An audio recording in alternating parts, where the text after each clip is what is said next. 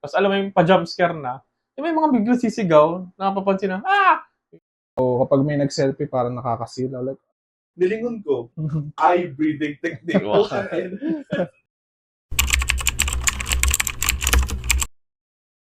Hello mga tito and tita ng mundo, nandito naman po kami. Ako nga po pala, si Tito Dong. Tito Rob. Tito Nas.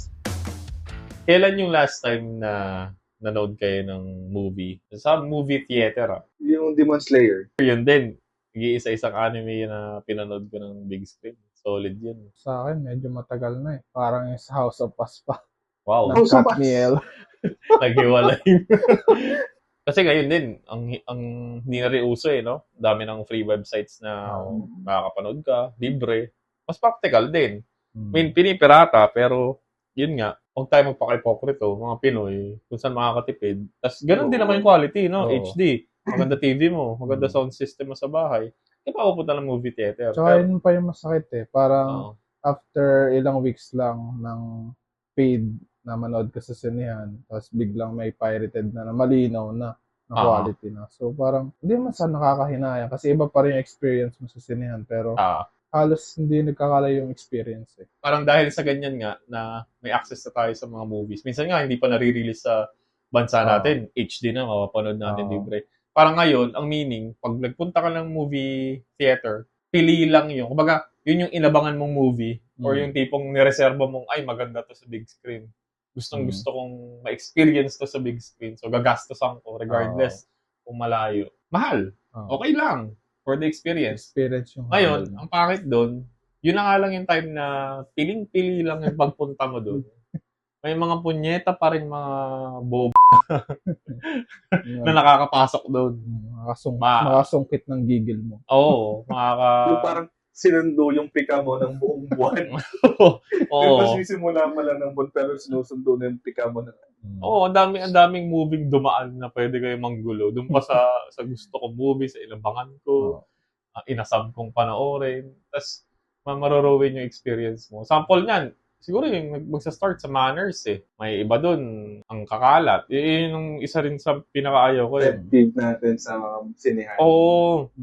Parang nandun ka, nanood ka movie, ang linis-linis ng lugar, paglabas. May nakaabang na nga minsan ngayon eh, di ba? May mga bag na nag-aabang sa labas na tatapon mo na lang yung kalat mo. Pero makikita mo, ang kalat pa din. Ang nakakainis dyan, nanonood ka, iba-ibang type na movie eh. Ako bigyan ko ng sample Ako, sobrang gusto ko yung horror movies. Na-appreciate ko yung storyline. Hindi lang dahil nakakatakot, hindi lang dahil sa gore.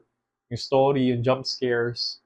So parang pag nanonood ka, madilim, ang ganda ng sound sa theater. Aminin natin, may mga jump scares na obvious eh. Pero minsan, naranasan ko nanonood ako.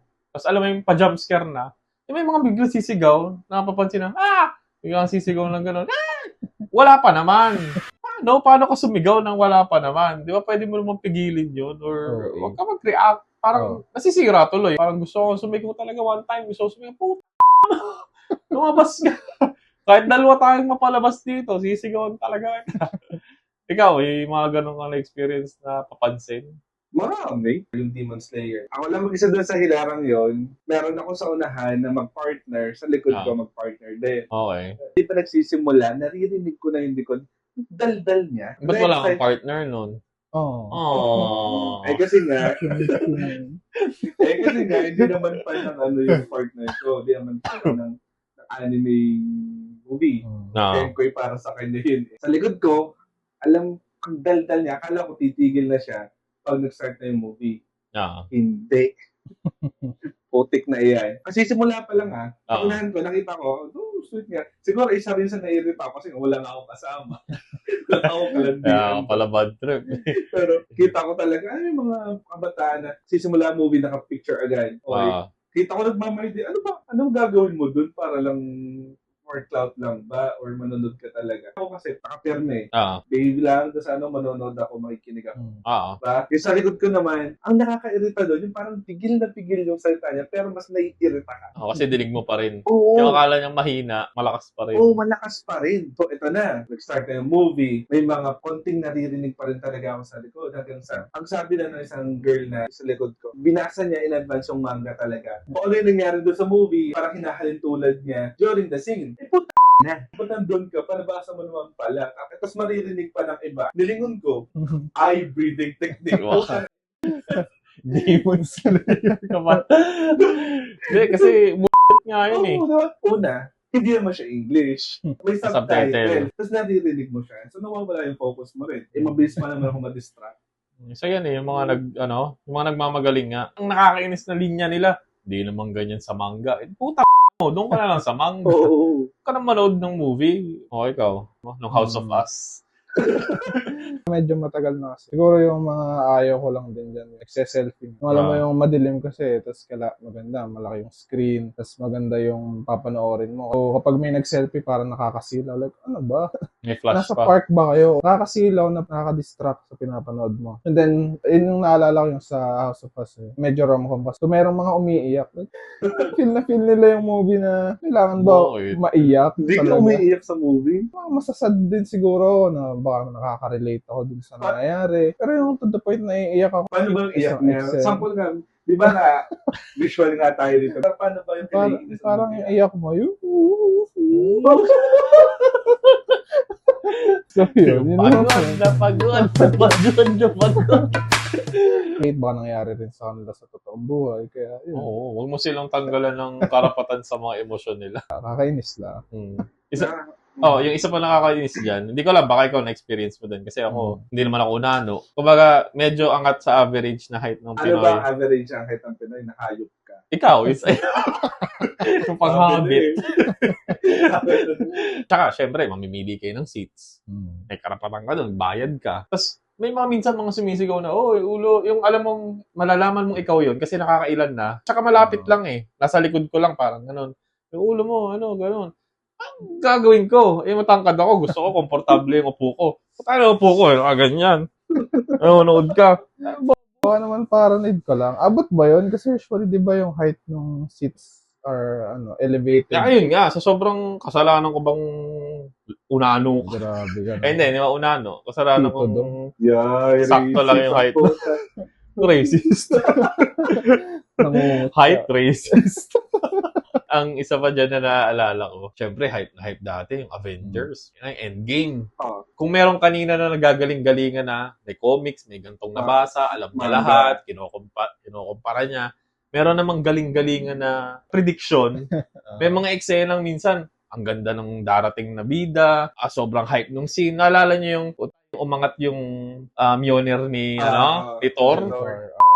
Ako naman, nasa isip ko na siya, nabivisualize ko na, Captain America to. Pero hindi ko siya bine-verbalize. Hindi ko siya sinasabi. Pagka parang, shit, sana siya sa isip ko. Tapos, tsaka ako sisigaw pag nagsigawan na lahat. Kasi okay naman yun eh. Kung nagsisigawan lahat, sumigaw ka. Umaangat pa lang yung martilyo. May nagagagano na sa likod. Captain America yan. Captain America yan. Kung 3D yun, di ba, uso yung 3D ngayon? Yung umangat yung ng martilyo nun, tapos bumalik na ganon. Sinabay ko yun sa mukha niya. Sinapak ko yun. Tapos pag umaray yun, puta no! Parang totoo yung martilyo. Yung minsan, may mga biglang may magsa-superhero landing. Si ano yan? Oo, yun. Sabi ko sa'yo. Yung parang, parang nagpapa-impress lang siya sa kasama niya manood. Ay, hindi yun. Tapos, ang nakakapikon pa dyan, minsan, gets naman natin, may mga mag-partner or mag-anak, friends, kahit anong relasyon. Merong niyang isasama na, sige, sumama ka na. Minsan sasabihin, ayoko, hindi ko kasi alam yung movie. Tapos isasama, mapipilit. Ikaw naman, na nagsama, alaga mo yan, before mo dalhin yan sa sinihan, pagsabihan mo na, huwag ka magtatanong doon on the spot ng kung ano-ano, tumahimik ka. Lahat ng tanong, pagkatapos ng movie ko sasagutin. Kasi minsan doon, may nangyari, ba't gano'n? Ganun sinabi niya. Oy, bakit Kasi ba't ganito yung nangyari? Uy, ano ba nangyari yan? Ano ba yung part 1 yan? Sino ba yung yun? Diba? Sino ba yung anong yan? Ba't sila galit dyan? Parang nyo responsible. Huwag nyo na isama. Pwede nyo isama. Manood kayo ng Manood iba. na lang. O, manood kayo. O kaya manood kayo ng iba. Oo, yung Pambata. Once upon a time. Yung makaka-relate din siya. Roblox. Minecraft. Meron pa. Mga kabado yan. Yan pa. Gusto pa rin pa red carpet din. Alam mo ang oras ng movie. Tapos dadating ka ng nakapagsimula na. Tapos Totoo. tsaka magpapausod, excuse po. Oo. Yung iba, nakatayo pang gano'n na straight na lalakad sa harap mo. Ano ba? Baka naman na-late lang talaga sila. Tito Late Ross. ka na nga, wala ka pang manners. Beyond May time. excuse naman eh. Diba? Hindi, mag-excuse ka, nakatayo kang gano'n. Ano ba? Hindi mal... Hindi pa yan eh. May flashlight ka na, nakatayo ka pa, at proud ka pa sa sarili mo, naghahanap ka ng na upuan mo. may ganun nga. Yung titignan kasi nila yung seat number. Agahan nyo. Oo. Agahan nyo. Kasi 15 minutes naman nagpapapasok na eh. baka ayaw umatid nung flag ceremony. May flag ceremony din sa loob. Bago mag-start yung mga movie, may flag ceremony. Yun. Pag gano'n naman, maging considerate kayo kasi nga, nagbayad naman lahat. So parang don't ruin the whole experience. Pinaka-simple na lang, shut your mouth. Mag-react ka dun sa mga ka-react na scenes. Kung nagsisigawan lahat, makisigaw ka. Kasi for sure naman, ang obvious naman ng mga ganong scenes eh. Pero wag mong unahan, wag kang yung salita ka Bida-bida. sa tao, bida-bida, kwento lang kwento. Hindi mo alam, minsan na nga lang manood yung nandyan, i-ruin mo pa yung experience. Ang mahal-mahal pa ng ticket ngayon. Okay lang, sige, ganyan, magsasama kayo ng mga walang alam sa movie. Sa bahay lang, doon kayo magkwentuhan. Maipopost mo pa yun. Teka, papaliwanag ko sa'yo. Pirated na lang. Ganun na lang. Bago nyo panoorin yung movie, kung sobrang tagal na, balikan nyo. Diba? Yung mga ganung prequel, sequels Oo, niya, na kung ano ganyan. man. Panoorin nyo muna. Tapos One Piece yung movie. Libo. Libong episodes. Patayin mo na lang ako. Hindi na ako manonood. Ikaw, ano mapapayo mo sa mga ganyang Wala. Huwag na kayo manood tulad ko. Samayan tayo. Netflix na lang. Para only repeat. So yun lang naman ang mga reminders namin sa inyo. Mga puto nyo. Iusin nyo yung mga ugali nyo. See you ulit sa next episode namin. Good night. Please like, follow, share, and subscribe. Good night. Good night.